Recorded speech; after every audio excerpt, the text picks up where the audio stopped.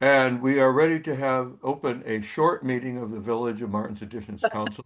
One item on the agenda tonight, approval of the contract to rebuild the sidewalk on Brookville Road. And we have a number of people attending. So before going to that vote and council discussion, we are looking for any residents' comments, points of view, discussion, whatever. So, do we have any comments, points of view, discussion from residents? Peter Kahn.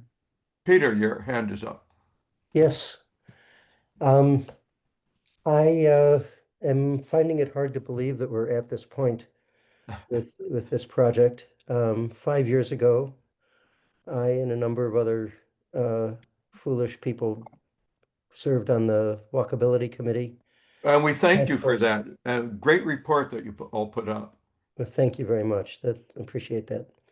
But when we did this, we were concerned with the walkability and the safety of walking in the village.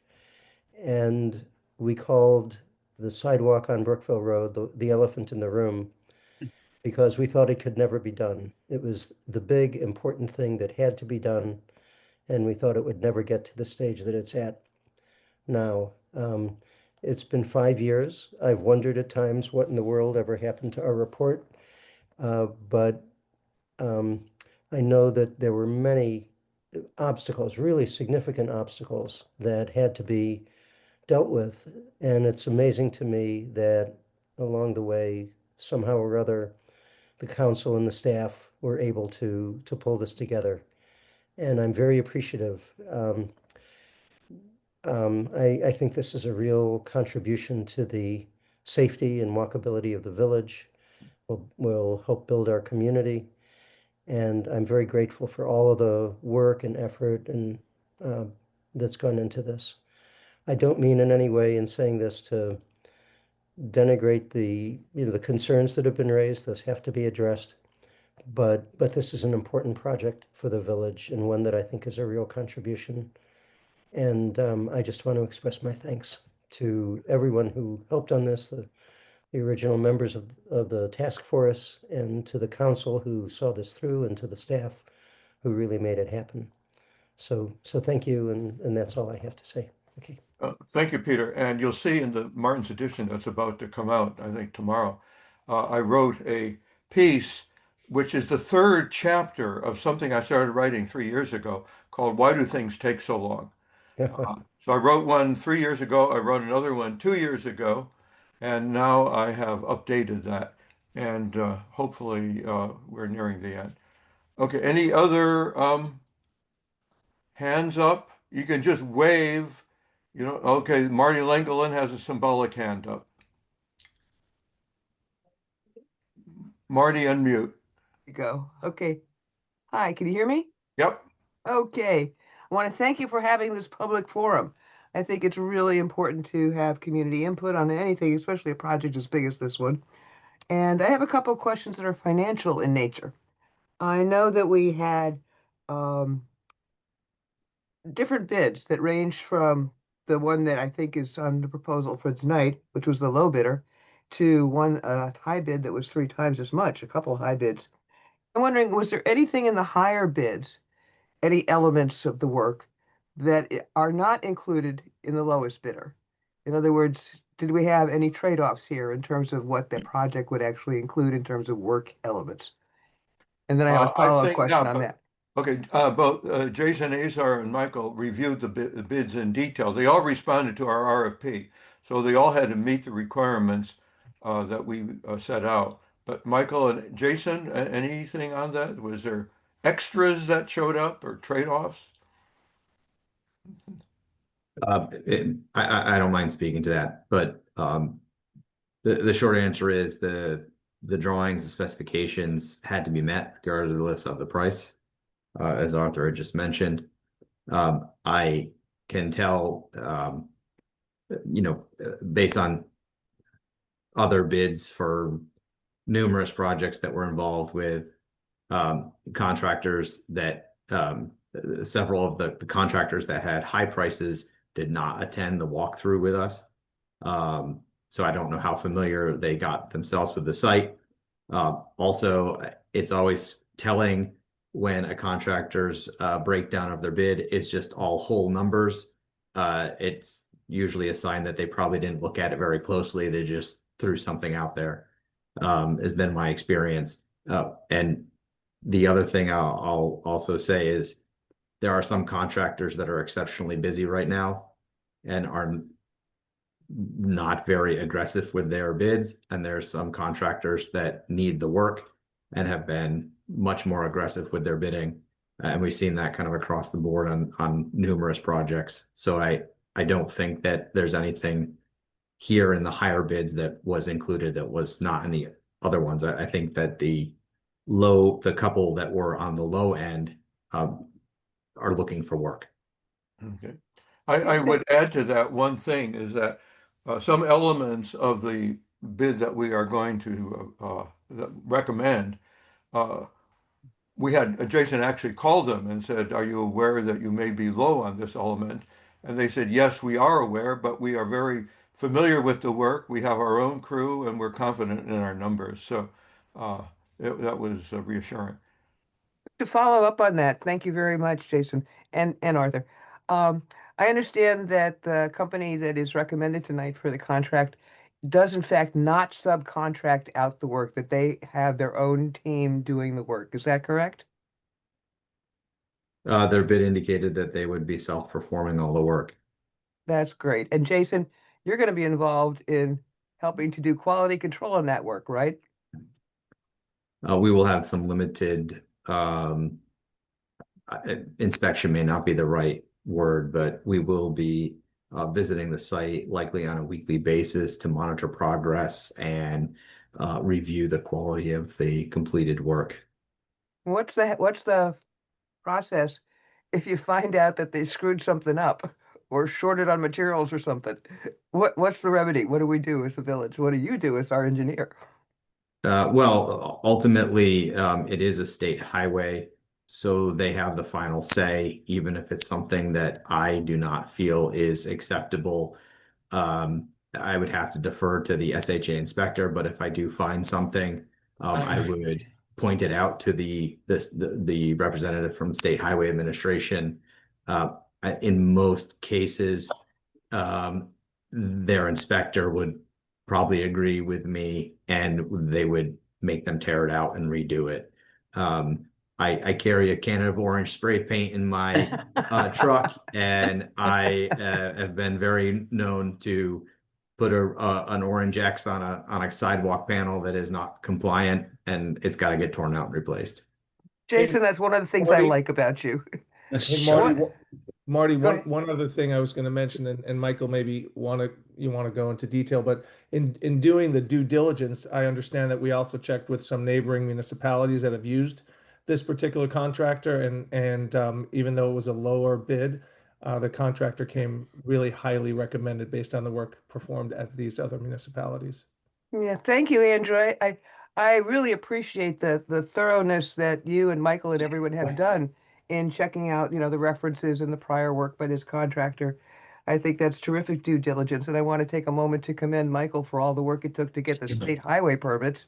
And I know, Jason, you were probably involved in that too. One final question, which is again about cost. What's the procedure for cost overrun? How does the council handle that? And second, can you give us an overall estimate of what the cost of the easements was? Because I know you needed to get easements from various homeowners along Brookville Road. So two questions there: cost of the easement overall, and what's the process for a cost overrun if we have that happen? Um, but we don't have a process for that, although we will be reminding the council tonight that there are always things that come up, or there may be things that come up that you don't plan on. Just think you're digging the side of the road and you hit a public water main, a private sprinkler system, or a spring that pops up, and you got to deal with it. These can happen. You don't put them in the plans because you have no idea that they're going to happen. But we will be standing by, waiting to see what may arise. but we don't have a regular procedure for dealing with overruns. Michael, you want to address that? Yeah, let me add on to that real quick. Tonight, we're just approving the contract for the paving contractor. There may be additional costs that come up as a result of, if a sprinkler head or something like that gets hit, we're going to have to solve those problems as they arise. So we're aware of that. We have budgeted well above this contract amount we have $500,000 in walkability. We have $500,000 in our streets capital project budget, and then we have another $500,000 unrestricted for capital projects. So all of that money could be available. Of course, we would have to follow our normal spending procedures. Anything over $10,000 has to go to a vote and by the council, and then anything under that I can spend with 2 council signatures. So that's kind of our standard process for spending money above and beyond what gets approved tonight. Well, I just want to say the cost of the easements was my last question, and then I have one last comment. Cost of the easements overall? So we got 5 waivers from the State Highway Administration to go down below the 5-foot state required ADA compliance standard at specific tight points. And we had 6 easements that we needed for little slivers of lands where the sidewalk crosses over onto private property. We have received 5 of those signed easements so far, and the total for all those easements will be $60-some thousand. I don't have the number right in front of me. About but, roughly 60,000. $60,000.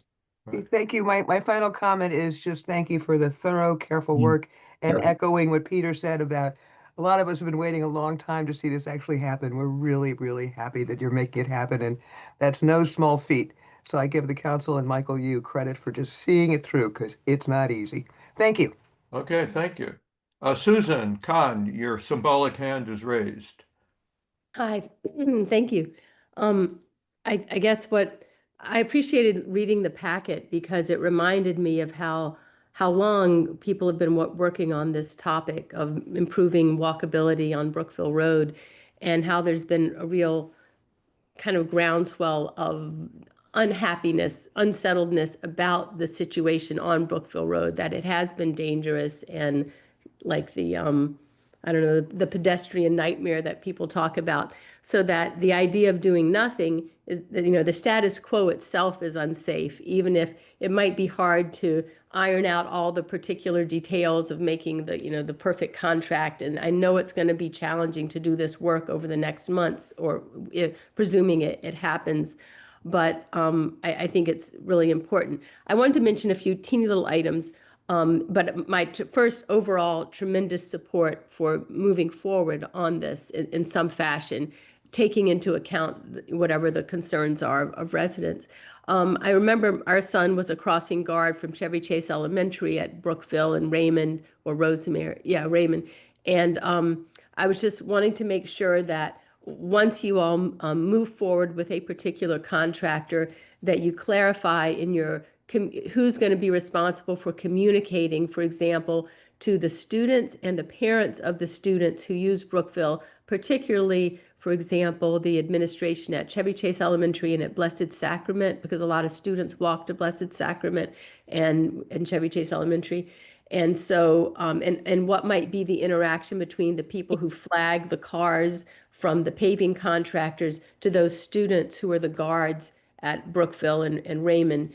And I don't know if the village would be sending a letter talking about how there's going to be a project that's going to affect pedestrian, walking, and it may interrupt things, et cetera, just to kind of give a heads up to the families of students who are walking along there, so there are no great big surprises and liability, because you've covered your bases, and you give them a phone number that they can call if there's any concern that the students or the parents or or people have or residents have, like, who do we contact about this? I think that would be useful just to clarify. Is that you who are responsible for the communications, or like the contractor?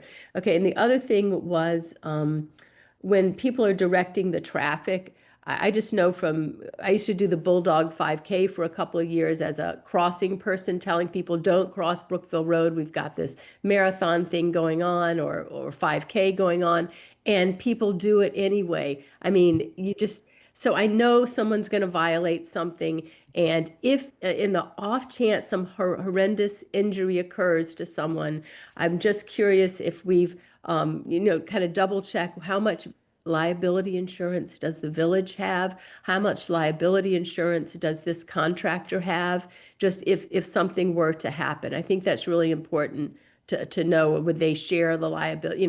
What would happen? I don't know. And I guess our lawyer, Ron Bolt and others can advise on that, but just something to think about. Finally, is there any kind of flexibility in the contract? Like if there are little contingencies of safety measures, like you find out, oh, it's a really nice idea. I see what they're doing. They're embedding reflective strips into the concrete that they're pouring for the curb in this other little village that I'm going through, or this little town. Maybe we could add that here, even if we hadn't thought of it. Is there any kind of flexibility in the contract where you might be able to add or adjust certain things, like certain little contingencies? So I was just kind of curious about that, if the contractor might be open to doing that if needed.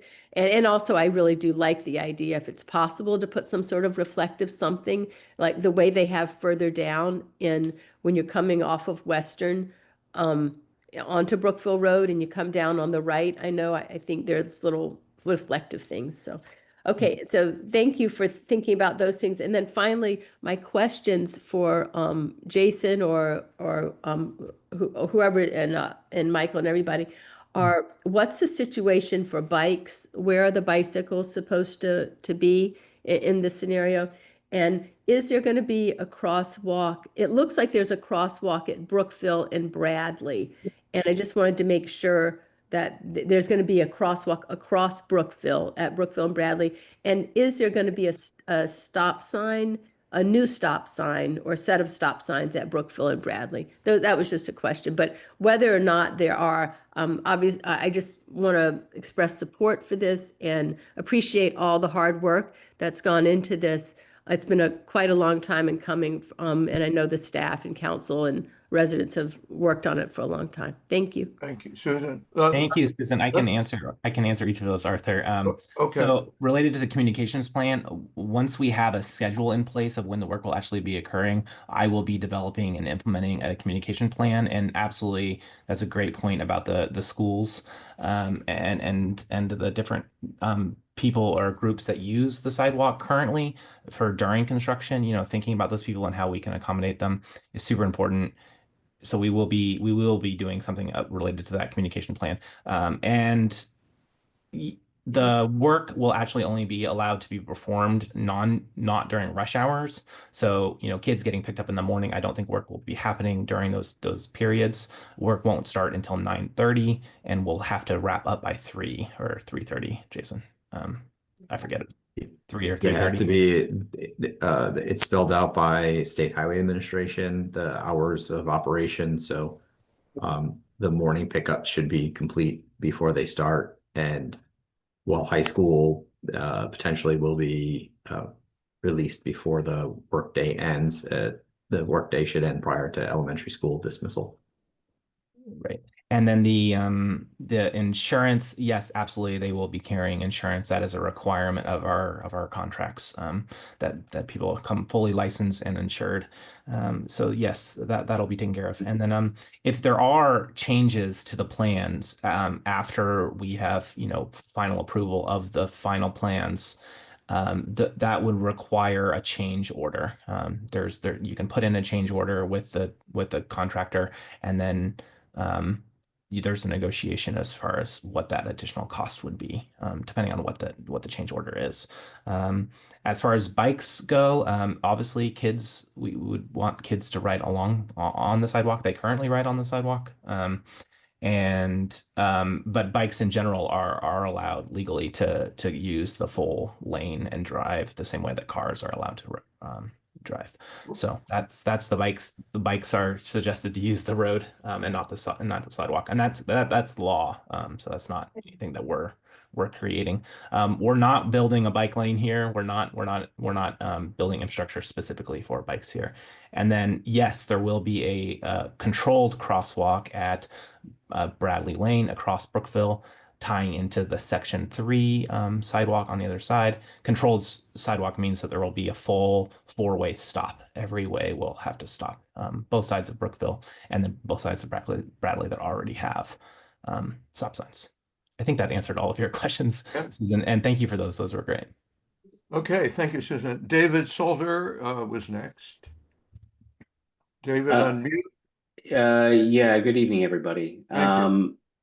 My name is David Solder, resident at 6609 Brookville. The property owner with probably the longest adjacent residential property line next to Brookville in VMA.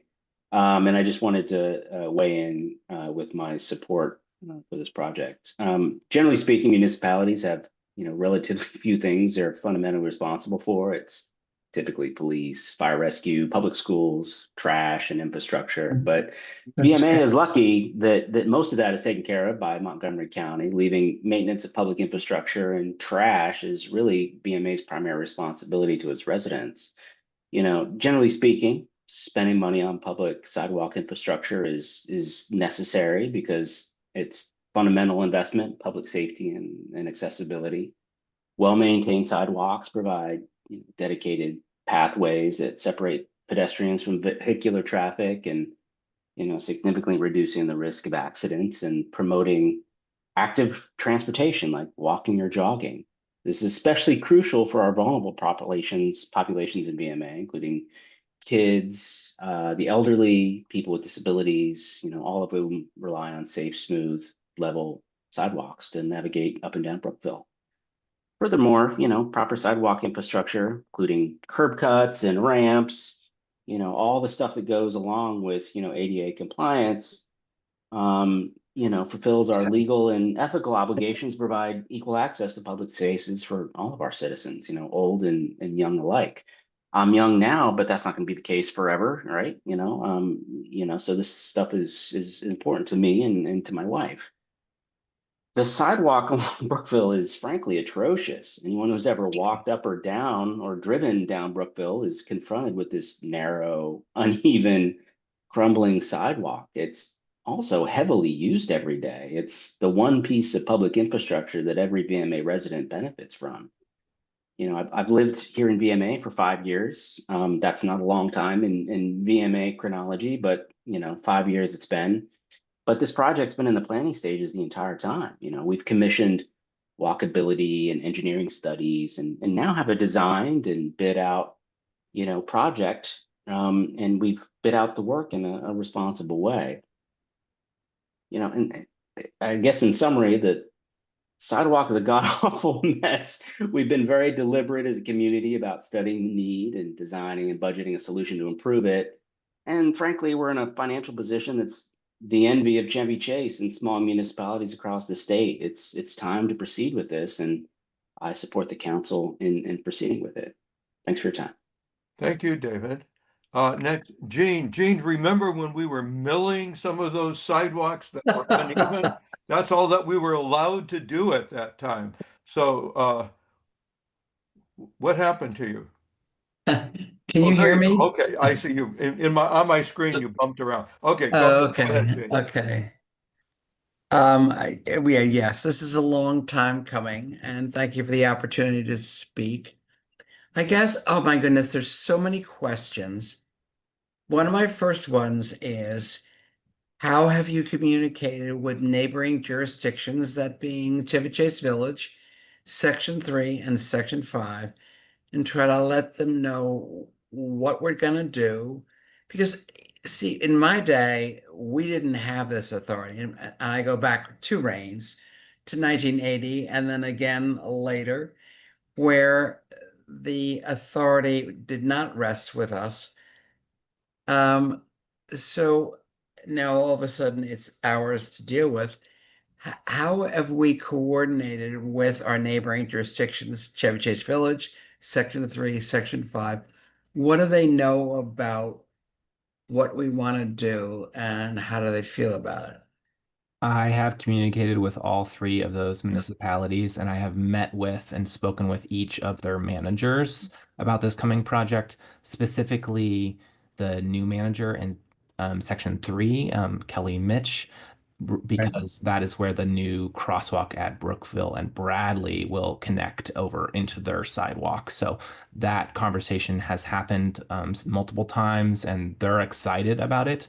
Also, Shayna is the manager of, as you know, Gene, of Chevy Chase Village, and she was very curious about this project because she has her own experiences and how hard it is to build sidewalks, let alone quality sidewalks.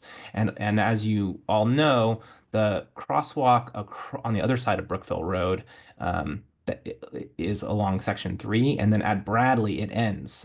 So that's where the village of Chevy Chase starts, and there is no crosswalk on the other side of the road. So people are already crossing Brookville Road at Bradley, and this would be actually creating a safe way for them to do that. Right now, people are kind of running between cars. So that was of severe interest for Chevy Chase Village. Section 5 does not run along any portion of this sidewalk that we were rebuilding. Of course, they use it because they walk down there, and I have notified them, at least their management teams. Like I said earlier, we will be doing a communication plan for when the work's actually happening to notify them and make sure that no one's caught off guard. Yeah. Well, And remember, certainly the changes in traffic patterns and traffic volume and narrowing of lanes in particular is something that I think every abutting jurisdiction has a concern for, should have a concern for. So I just wondered if you've talked to them about it and how they feel about, reducing the size of the lanes. And it's also something that's so new to us old communities where we didn't have this kind of authority that the state said we didn't have it, and here we are suddenly with it. So, but thank you very much for what you're doing, and I hope that our neighboring jurisdictions will work with us where we need them to do that to make this happen. So thank you, Michael, for everything you've done. Thank you, Eugene. Okay. thank you, Jane. And you'll remember, Jane, that it took the village of Chevy Chase 25 years to get their sidewalk in where there was none. And Yes. the kids were walking to school along the road. So I guess we should feel lucky that it's only taken us 5 years to get this far, but we're not done yet. Lynn Welly, your hand is up. Unmute. Lynn, you're muted. You have a distinctly nautical view tonight, or appearance tonight.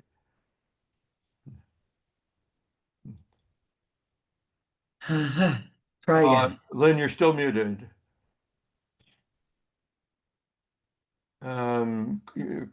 Click on something.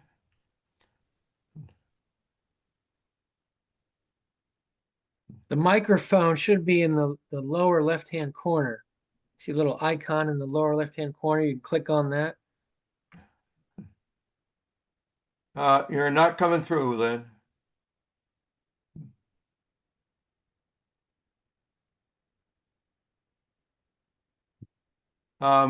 Lynn, keep working on it. Let me look around to see if there's anyone else who has anything to say. I don't see any symbolic or visible hands up.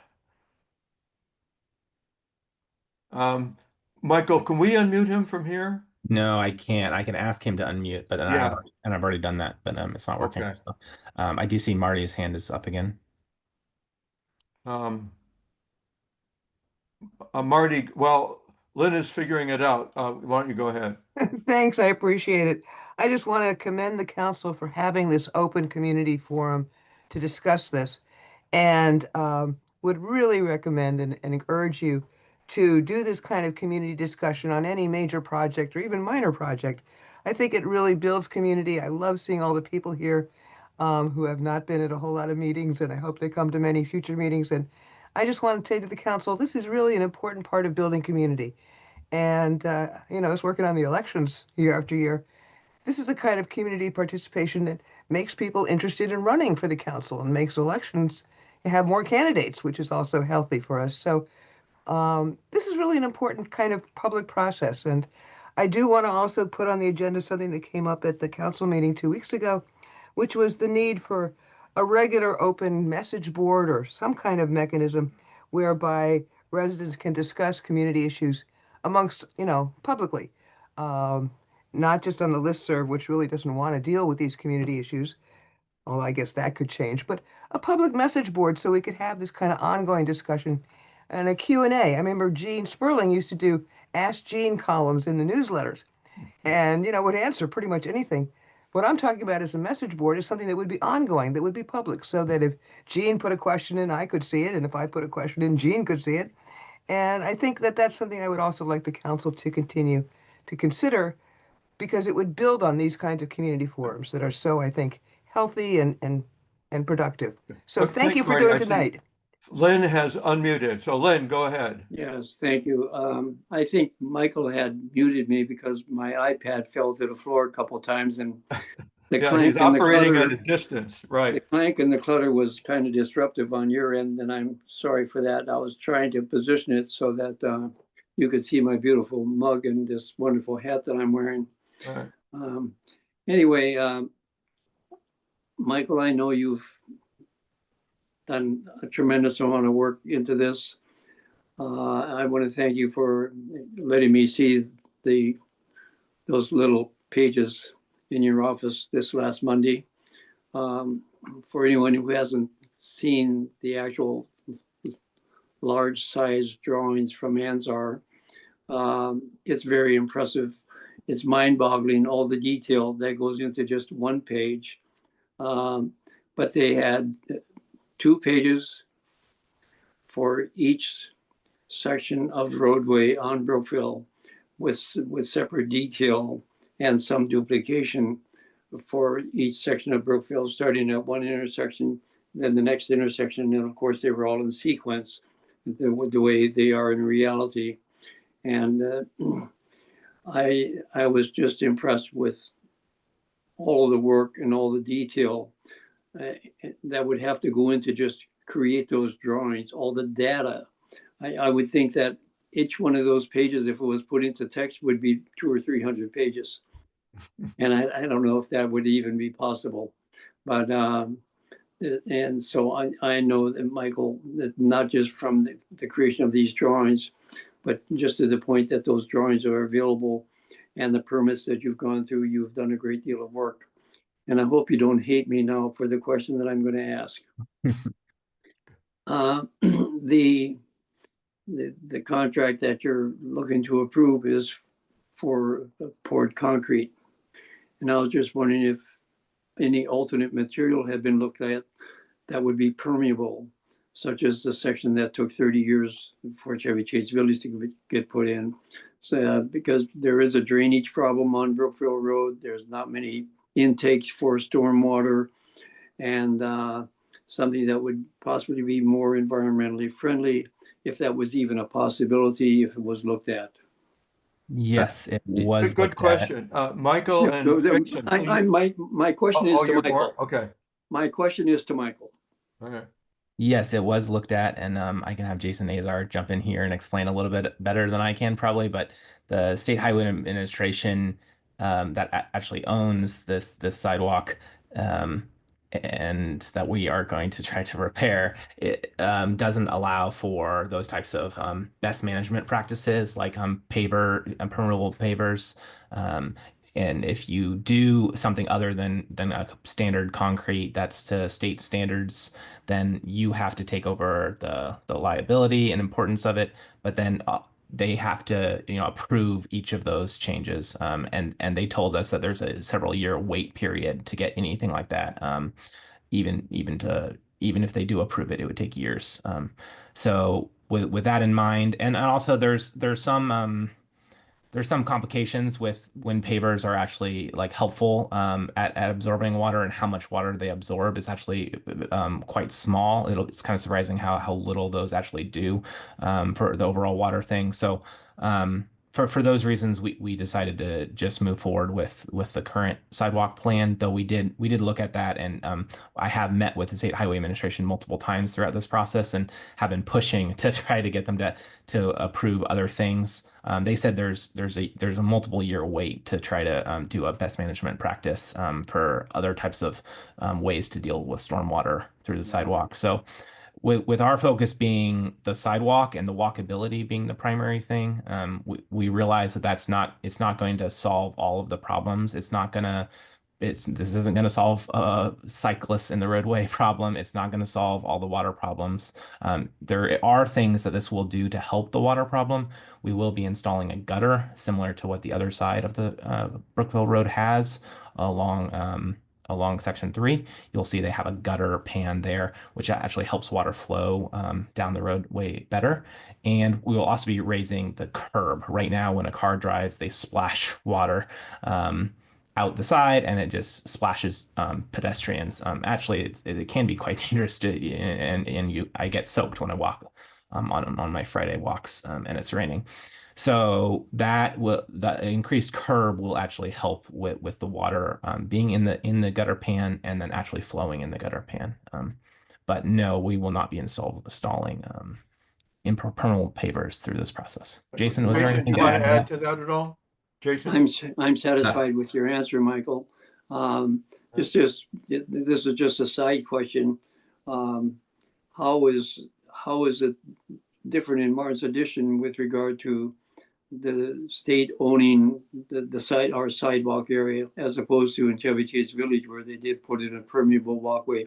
Don't they own that area also? That's a good question. I don't actually know how they got the Chevy Chase Village's sidewalk or walkways put I have an in. answer. Well, That's why it took 30 years. yeah, Possible. and we know that their sidewalk is not up to standard. Our sidewalk is Yes. going to be better than Chevy Chase Yes. Village's sidewalk. Yeah, That's well, it's an ongoing maintenance problem, which is not being handled the way it should be. Anyway, I totally approve and in favor of this thing going forward. It's much needed. Hats off to it being done in 5 years. I look very much forward to not having to cross Brookville Road to walk to the office or to the market area. Thank you, Lynn. Lynn, Thank this you. uncharacteristically complimentary from you tonight. I thank you for that. Well, I'm trying to gain some brownie points with you guys, because you all volunteer, and I appreciate the fact that you're giving of your time and trying to do what you think is best. Unfortunately, sometimes we don't agree with you, but this is one thing I think you have a consensus. Okay, So, well, Lynn, think of this as this is your job, so you did a good job tonight. Oh, well, thank you, Arthur. I'll make a note of that, because Okay, I don't know when I'll ever hear from you again like that. I hope so. Before we go to council discussion, I want Ron, do you have any things to add to what has been said tonight? No, I don't, Arthur, unless there was a specific question. Okay. Jason, any things to add? I didn't realize Ron could speak without wearing suit and tie. That this is unacceptable. I'm sorry. I'm coming from my daughter's soccer game, and time was short. Okay. I have a question. At the Thursday meeting, I brought up the question of liability in the event of an incident where somebody gets injured. Ron very clearly explained that it would be entirely on Martin's Addition. And I've just wondered if anybody's looked into what conceivably the minimum amount of money Martin's Addition would be putting out in case of medical injury, not just a child, but a person of any age. If say this thing was not being done, or in the future, even with the new sidewalk, this is something I think we should know about and be prepared for. Okay. Well, yeah, Lynn, you may know that as a political subdivision of the state, the village enjoys limited liability. There is a statute called the Maryland Local Government Tort Claims Act that limits liability related to the negligence of village officials. And I believe the limits are 440,000 per individual and 800,000 per occurrence. So the village's liability is capped by that law. And we do, the village, maintain insurance through the local government insurance trust, well above those limits. I would say liability, it depends on many facts and circumstances. If something were to happen during construction and that it was the contractor's fault, then our contract provides that the contractor needs to indemnify the village. And we will require the contractor to have insurance in place to cover any negligence that occurs during construction. I think my question is directed not so much during construction as to the long term when the new sidewalk is in place, or the situation we were dealing with this terrible old sidewalk, is if an incident should take place, just a pedestrian gets involved some way or another, trips, falls into the roadway, a car's coming along, can't stop in time, there's personal injury, and you're saying that the liability is capped at 800,000? Yes, I that's see. right. Okay, that answers my question. Thank you very much. Okay. Thank you, Lynn. You're Peter, most welcome, Arthur. Peter, you're fine to go. Good to go. Thank you. I just wanted to join in thanking the council and Michael and staff and Jason for all the work that's gone into this project.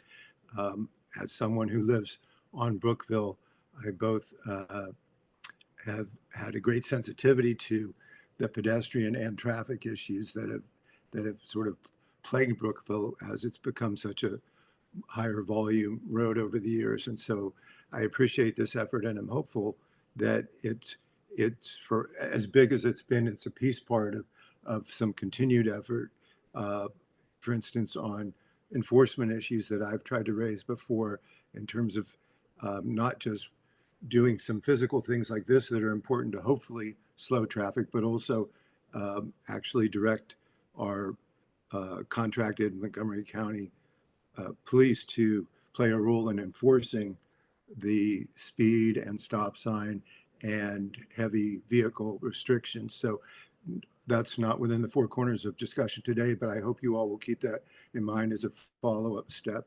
And again, thank you for your recognition of some of the peculiar issues that bear on some of us who abut Brookville.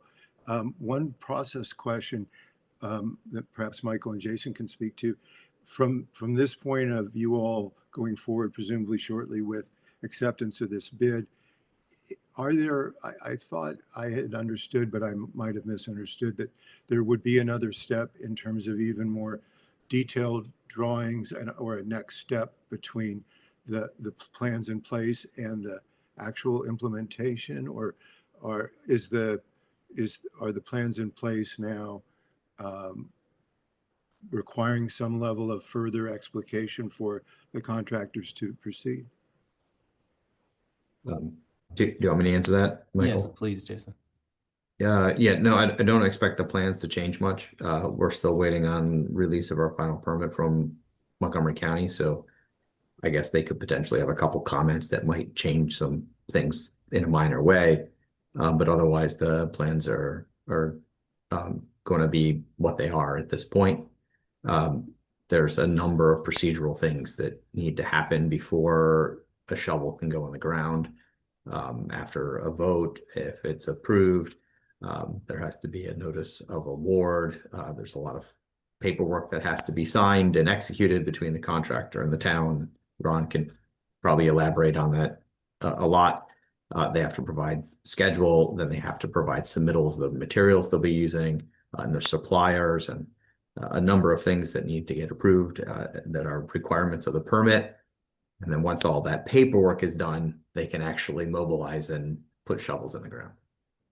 And at some point along that way, before the shovel's in or as it's fast approaching, will there be some kind of walkthrough or illustration for the homeowners abutting Brookville, where there have been some tricky issues like ours, how precisely things will be marked and shaped and all that?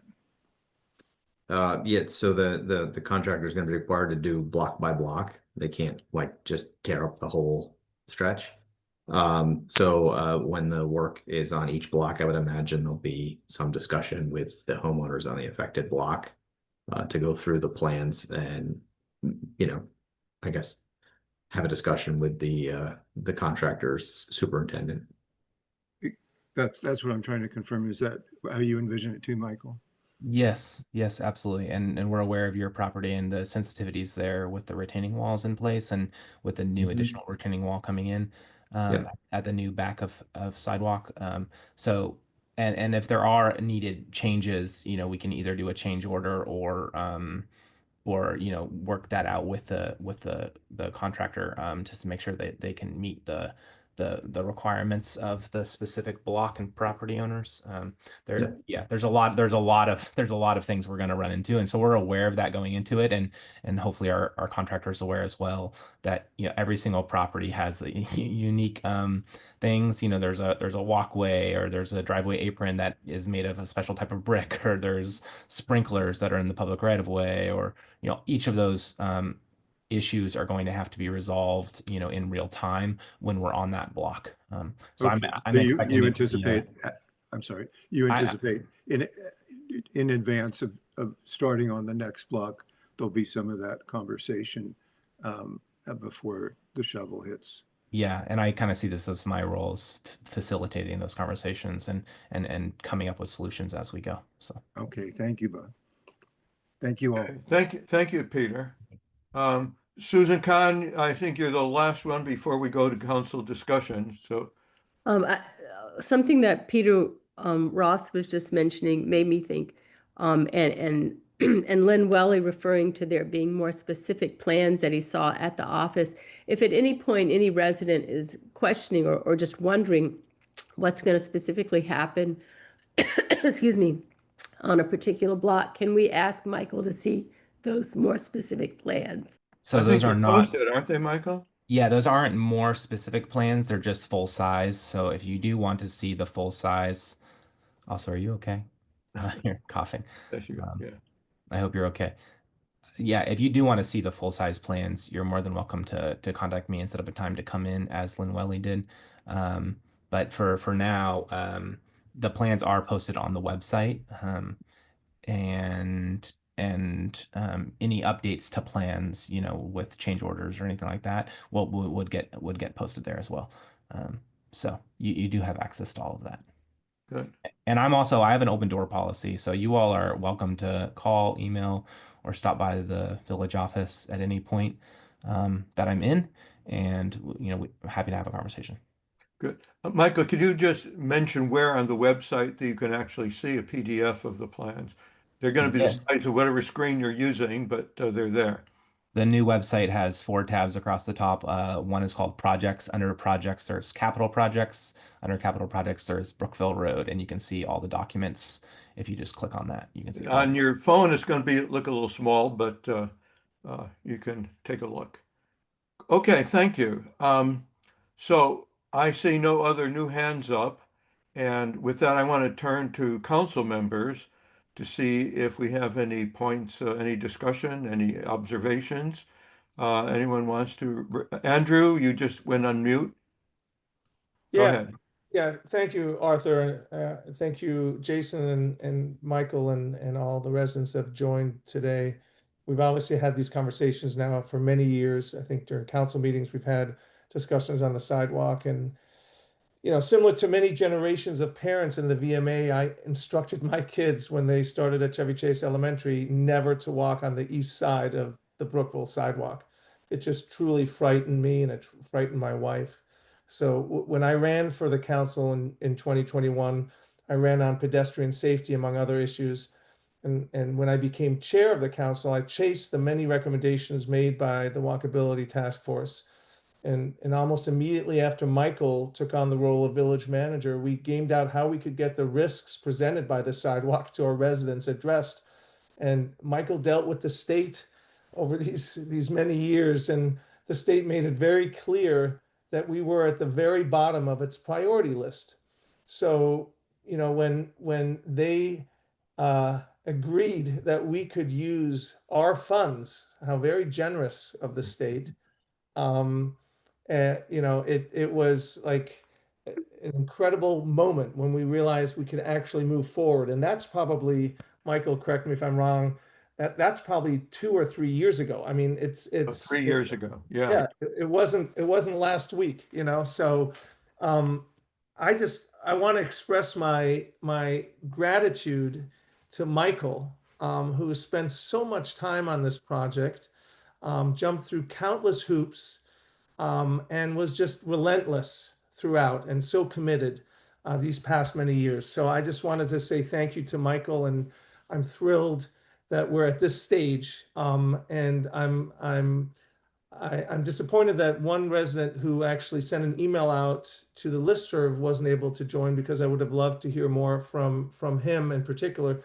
because his property is also abutting Brookville Sidewalk. Maybe there's another opportunity to talk to him privately, but I accept that people are concerned, but given their properties, but I'm also just so weary of future generations of kids walking along that sidewalk and the dangers. And you know, the speed limits are, you know, posted but not adhered to often. So it frightens me. It continues to frighten me. So thank you, Michael, for all these years of your hard work, and looking forward to this conversation.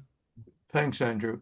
Jeff Blender, you unmute. There you go. Hello there. And Ron, I'm on a meeting and I'm wearing a tie and you're not. This must be an absolute, must be a turnaround. very critical inflection point. Anyway, I'll make this relatively short, but I did want to just add a few comments here. First, I want to say thank you. I want to say thank you to all our residents, our council members, manager, consultants, for the walkthroughs, the studies, the open meetings, the thoughtful questions. Really, there is a cliche here, and the cliche is it takes a village, and the bottom line is we have an extraordinary one. A couple things I just wanted to mention, because other than council member, I do sit in the role of treasurer. So I've sort of taken an extra lens, of course, when it comes to the fiscal responsibility side of this. So I just want to add a few things. First of all, echoing Andrew's comments, also when I ran several terms ago, it was in regards to public safety. And so this is a full circle in many ways of this, and this is just an essential and overdue project. We know that the sidewalk is unsafe, it's non-ADA compliant, we have missing curbs, we have, issues around some of the stormwater that some will be addressed. So I think when it comes to just the essential nature of this project, it's a non-starter. We understand why this is so critical. In terms of the fiscal responsibility, as we all know, again, the recommendations that were shared by our manager working with Jason, this is the lowest responsive bid, but they're a responsible bidder, right? They met all the criteria, including the bonding. They earned positive references, and this will not only be fiscally responsible by saving taxpayer dollars, but we follow best procurement processes, hands down. So again, hands and clap to our manager, Jason, and everyone who contributed. I think rest assured that the bid and also the recommendation is extremely solid. As far as risk management, we already talked about this a bit, but we certainly have the budget and funds for contingency management. I think standard best practice is roughly between 10 and 20%. So we know we're covered. And again, the schedule is 6 months where we have 2 months of work, perhaps that it may take. So again, Michael and Jason and everyone involved really have taken risk management to the nth degree. The traffic and disruption, something that had come up. And again, these comments are all encompassing, just a couple of bullets. Again, there has been due diligence and a lot of work around the idea of doing this during non-rush hours. So I think this will be really critical. And again, our manager, Jason, and others have really contributed to ensuring this, and we'll be providing advance notices, even the idea of some detours if needed during when the construction is taking place. In terms of communication and outreach, we already heard it. I don't have to repeat it, but I will just say again, Michael, our extraordinary team have already had outreach. There's only been really, frankly, positive feedback, but there will be a very significant communications plan with outreach in newsletters. And we also recognize that there's going to be many folks who travel on Brookville who are not part of Chevy Chase or part of these outreach. So this gets to my final point, and something, Michael, I know you and I have talked about. I think this is more rhetorical. If you want to add, you're more than welcome to. I think the one area that we might need to consider is on the project management side. And it's not because Michael is not fully capable and Jason is not extraordinary in terms of his experience.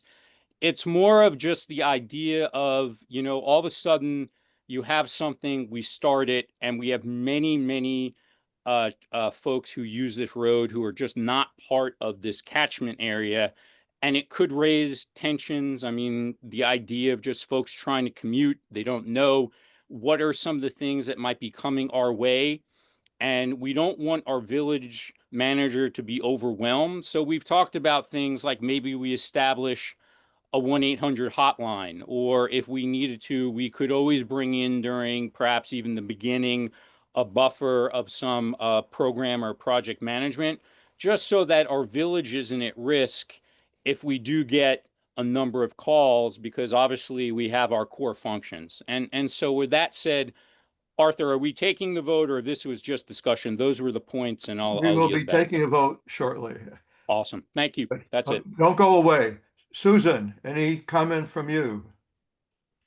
Yes, after 10 years on the council, I am really thrilled to see this finally coming to this juncture. I think when you say it's been underway for 5 years, the walkability task force was initially contemplated in 2019 or earlier because we really saw the need to fix in a very substantial way the problems with the Brookville Sidewalk. And as many commenters have noted, there were a number of obstacles with the state. But I think that the plan really will vindicate the time spent. I think it is a great plan. I think we have worked hard to address all the residents who are most affected. And I think it is something that will make a long and lasting safety improvement and quality of life change for all of our residents. So I think it's very exciting. And I appreciate all the positivity of our community. So, and Lynn, I would just add, I did inquire about permeable surfaces, and I was completely satisfied that it wasn't doable in this instance, but maybe there will be other opportunities elsewhere. Okay, thank you, Susan. Alexa, do you have anything to add? Comments, questions, observations? Okay, you're mute. Please unmute yourself. So right now, we will be going to a vote to accept this. So we will, does somebody? Lynn just raised his hand. Lynn, okay, go ahead. On the subject of permeable surfaces, I know for Brookville Road, we're pretty much limited by the state, and Michael's answer was sufficient to me. But What about when we get into the streets just within Martin's Addition that do have existing sidewalks and they have to be, sections have to be replaced or entirely new sidewalk is put in or whatever? Could we then consider permeable surfaces something that would be more environmentally friendly, and to keep that in mind for the future when those occasions take place? Good. Yeah, thank you. Thanks, Len. Arthur, Thank you. before the council makes a motion here, can I just say a few words? Go ahead, please. Yeah, I just want to like thank first of all the residents along Brookville Road. I'm aware of the sensitivity here, and living on Brookville Road sounds very difficult. I've had deep, long conversations with so many of you related to, backing your cars out onto Brookville Road, the water problems, so I'm very sensitive to this, and really appreciate you all. I really hope that this project is smooth and that we can, make your lives a little bit better there on Brookville Road. And then I want to thank the residents that have spoken up and supported this project. Tonight and also at previous meetings, we have heard an outpouring of support for years now, and people asking for this. So that's really meaningful and has kept me going these last couple of years, honestly. And then the walkability task force, you all concluded your work before I started here in 2022, but your report did not go missing. I have been sitting on your report and I have been reading it over and over again. It's on the website. It's in the packet. It has inspired a lot of conversations and a lot of work that we have done, maybe behind the scenes for some of you, but it has been like omnipresent on my mind. So I really appreciate the work that you all did, and I think that's a powerful indicator of, how long things take, but also, what it does take a village. And when we put together these task forces, I'm thinking about the water task force that we have in place right now.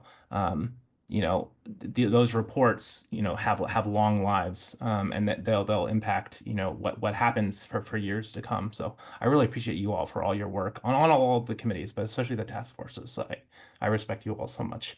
That's the public service that I got into this profession to follow. So I'm following you all, and I want to thank the council. You all are the ones that set the priorities for this village office. You are the ones that make the policy for this government. And that includes the budget. So we've been setting aside $1.5 million for capital projects for years now. So that's you. You all are leading the way with this. And then the final thing that council members do is make the final decision. So that's where we stand today. But before we say that, I just want to thank the staff. I think it's always really important. Aaron is on the line. Aaron, thank you. You helping me run the office allows me to focus on these really important projects. Ron, thank you for being here, and being so helpful and encouraging throughout this process. And Jason, we wouldn't be able to do this without you. So really appreciate all the work and heart that has gone into this. So Thank you. Okay. Thank you. with Thank that, you. can I have a motion from someone on the council to Yes, I will. move the Does, bid for? do I have a motion to have SFMS LSC, who has been selected by our consultant and by our manager, to get the contract to do the work. Does someone want to move? I'll, Second, Okay, Andrew had his hands up. Susan, you were second. You second? I did second. Yeah. Okay. All in favor, say aye. Aye. Aye. Good. Okay, we have a vote 5-0 in favor. So with that, unless there's anything else anyone wants to add, okay, we will adjourn this meeting. Thank you, everyone. Thank you, residents. Thank Can I you. get a motion to adjourn, please? Motion to adjourn. I will move to adjourn. Second. And aye. Aye. Thank you, everybody. Good night, and I think we've done a good job.